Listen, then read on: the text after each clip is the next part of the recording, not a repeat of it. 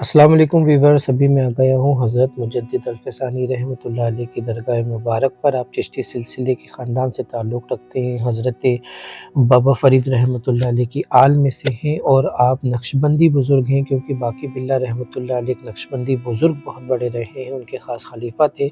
आपके रोज़ा मुबारक को रोज़ा शरीफ़ के नाम से और दूसरे मदीने के नाम से जाना जाता है। दोस्तों, मुजद्दिद आप रहमतुल्लाह अलैह को कहा जाता है कि अकबर बादशाह ने एक रिलीजन की शुरुआत की थी, उसको आपने अपोज़ किया था, इसी वजह से आपको मुजद्दिद के नाम से भी जाना जाता है।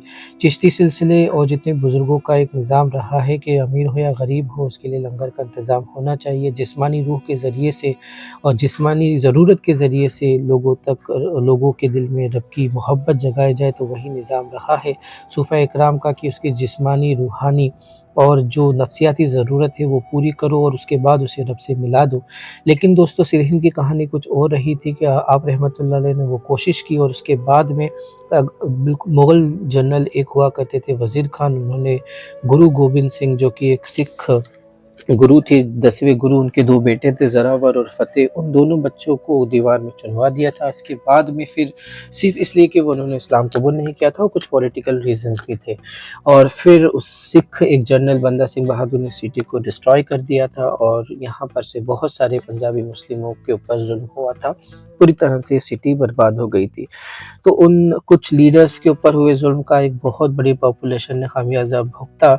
और दोस्तों, एक चीज़ ये भी रही कि वह नवाब रहे हैं मलेरकोटला, पंजाब का एक शहर है, उन्होंने इस बात को, बच्चों की इस चुनवाने वाली बात को इनकार किया था और उसके बाद में मलेरकोटला पर हमला नहीं हुआ था। वो 1857 हो या 1947 हो या बंदा सिंह बहादुर का कैप्चर हो। सिरहिंद को फ़तेहगढ़ साहिब के नाम से इसीलिए जाना जाता है क्योंकि बंदा सिंह बहादुर ने सिरहिंद को फ़तेह किया था। सिरहिंद में ये आप रहमतुल्लाह अलैह का मज़ार मुबारक है। आपके मज़ार के आस-पास बहुत सारे और भी मज़ारात मौजूद हैं और आपके जो साहबज़ादे हैं उनके भी मज़ारात, और यहाँ पर शाही जो बहुत सारी कब्रें भी मौजूद हैं।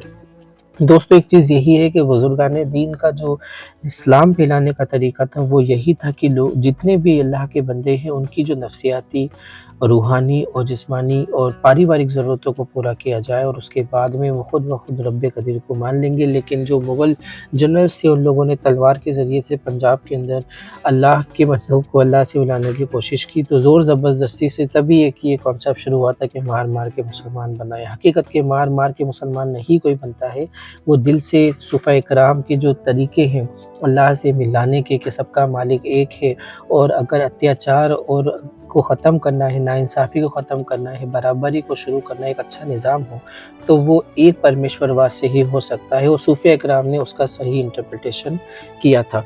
दोस्तों, ये एक हिस्टोरिकल मस्जिद है और यहाँ जब आप अंदर की तरफ जाएँगे तो बहुत सारी हिस्टोरिकल मस्जिद अकबर बादशाह के वक़्त की पूरी तरह से ख़राब हो चुकी है, लेकिन ये मस्जिद जो है, इस मस्जिद के अंदर आपको उस वक़्त की जो कारीगरी है वो आज भी मौजूद है। ये ज़रूर है कि छत के कुछ हिस्से गिर रहे हैं, कुछ यहाँ के स्थानीय निवासियों ने रेनोवेशन का काम ज़रूर किया है। ऊपर की तरफ से आपको बताऊँ तो आप देख सकते हैं, डिज़ाइन उस वक़्त की मौजूद है, अकबर बादशाह के वक़्त की, लेकिन कुछ हिस्से छत के गिरने लगे हैं। और जब हम अंदर की तरफ जाते हैं मस्जिद में, तो सामने की तरफ हमें टाइल वाला हिस्सा दिखता है, जो एक वक़्त में यहाँ भी एक मुग़ल कारीगरी होगी, लेकिन अभी वो उस स्थिति के अंदर नहीं है। लेकिन अगर मैं ऊपर की तरफ आपको दिखाऊँ तो वो अकबर बादशाह के वक़्त की पेंटिंग अभी भी यहाँ पर मौजूद है। दूसरी एक और चीज़, सबसे ज़्यादा दिलचस्प बात ये है कि सिख आर्किटेक्ट जितना भी है वो सिरहिंद से ही ताल्लुक़ रखता है। आप रहमतुल्लाह अलैह के मज़ार का जो गुंबद है, उसी अंदाज़ के अंदर सिखों के जितने भी गुरुद्वारे होते हैं उनके गुंबद सेम ही होते हैं।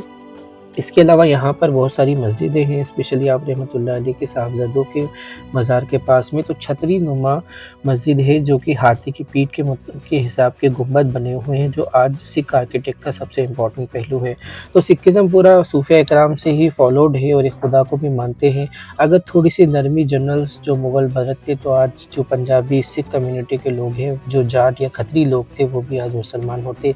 बहरहाल ये चीज़ सीखने की है कि कलमा तौहीद जो है वो लोगों की ज़रूरत पूरी करके कराई जाती है, ना कि किसी बात को साबित करके या ज़बरदस्ती करके।